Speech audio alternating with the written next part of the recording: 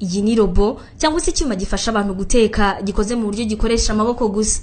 Gifite systeme cyangwa se uburyo bwo kuba cyarigishijwe guteka ibiryo byose ku buryo abagikoresha bo bakibwira gusa ibyo kiri buze guteka, maze iyi robo yihuta cyane kurusha umuntu igahita iteka yihuta cyane. Bitewe n'ingano y'ibiryo iyi robo iri buze kuza guteka, izi gupima neza umunyu ku buryo itakwibeshya ngo ushyiremo mukeya cyangwa se ngo ushyiremo mwinshi. Nyuma yo guteka, robo yawe ikubwira ko ibiryo byahiye maze ukaza ukabitwara ukagaburira abantu bawe. Iyi robo yagiye hanze muri mwaka 2019, ikaba idakenera amafaranga kuko atari umuntu, ikaba ikora ibintu byose yihuta kandi neza cyane, ndetse nijya inanirwa bivuze ko yakora amasaha 24 kuri 28. Kugeza uyu munsi ikaba iri gukoreshwa muri restaurant imwe mu gihugu cy'Ubushinwa. Kugera munsi y'amazi ni kimwe mu bintu byakunze kugora abantu muri rusange kubera ko ibikoresho byinshi nka za kamera, amatelefoni ndetse n'ibindi byose bizirana n'amazi kubi, ndetse kuba wabijyana mu mazi ukaba wizeye neza yuko ubikoresheje ku munsi wa nyuma.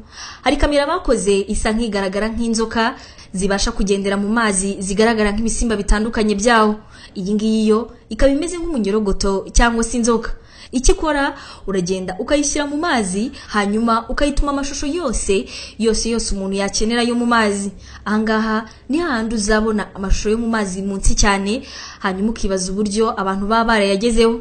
Nta gushidikanya baba barakoresheje mwene zino kamera cyangwa se icyakwereka uko mu mazi hasa. Hari utuba dukoze mu isura y'iminyorogoto, hari utuba dukoze mu isura y'amafi byakugora cyane kuyibona ukayitandukanya n'ifi nzima, ndetse n'ibindi byose bishobora kugaragara mu mazi bitabangamiye ibinyabuzima bihaba.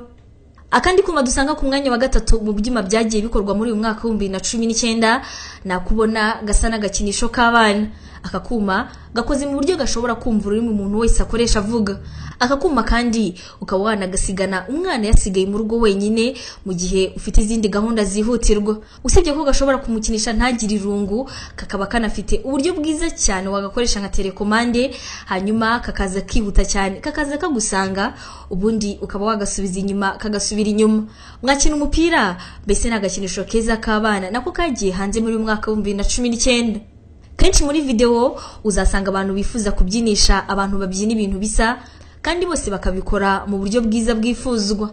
Abahanga rero basanze uburyo bwiza bwo kugera kuri bari gukoresha amarobo yabasha gukorera ibintu cyarimwe kandi bisa neza. Aha nyuma hakurikira akazi ka producer ndetse n'ubuhanga bwe, waza kwereka iyi video ababyinnyi b'amarobo bahindutse abantu nyabantu. Ni kenshi uzabona abantu mu byegeranyo bakwereka ubuzima bw'udusimba tugufi bita insect, ukibaza uburyo babashije kugera kuri ibi bisimba bito cyane, kandi ubizi neza ko kuyikamera bitaba byoroshye na gato. Hari uturobo duto cyane ku buryo tuzagufasha kumenya ndetse no kureba neza ubuzima bw'utu dusimba. Nimba uri kubibona neza nawe ubwawe ukabonye ntiwashobora kudutandukanya n'utundi dusimba dutoya. Utungutu rero tukaba ari twinshi cyane, twinshi ariko aho bagiye bakora amarobo y'utu insect dutoya nk'utw'amasazi ndetse n'utundi dutoya tugiye dutandukanye. Nyuma yo gukora aya marobo kandi agakora akazi abantu bayakoze bifuzaga, bakaba baranahise bagerageza gukora amarobo akoze mu nyoni, amarobo azabasha kugenzura ikirere cyangwa se nanone akabasha kubona ubuzima bw'izindi nyoni nta muntu n'umwe urabutswe. Iyi ngiyi ikaba izi kuguruka nk'izindi nyoni, ndetse usibye abayikoze nawe ubwawe ukaba utabasha kubitandukanya. Abangaba bakaba baragiye bakora ibinyugunyugu, bakora amasazi, bakora n'inzuki, bakora amavubi ndetse n'ibindi byose bishobora kuba byakwereka ibintu byo mu kirere. Hari ubushakashatsi bwerekanye ko ibihugu bikomeye ku isi birimo kugenda bikoresha mene tuno dusimba mu buryo bwo kuneka, kandi umuntu wese barimo kuneka akaba atapfa kubimenya. Ibihugu biza kwisonga mu gukekwa ko bikoresha ubu buryo ni igihugu cy'Ubushinwa ndetse na Amerika. Kugeza uyu munsi kandi bisa nkaho nta kintu na kimwe kitarimo kwiganwa. Ahangaha urabona twa dusimba abantu benshi bita kangaro, yuko hari n'ababashije kutwigana bakora amarobo yatwo, aho nta gitangaje kuba wahura nako wagakubita ukumva gasakuje nk'icyuma. Ngibyo rero bimwe mu bintu byasohotse muri mwaka 2019, ibintu bifite ikoranabuhanga rihambaye. Ukomeze muryoherwe n'ikiganiro.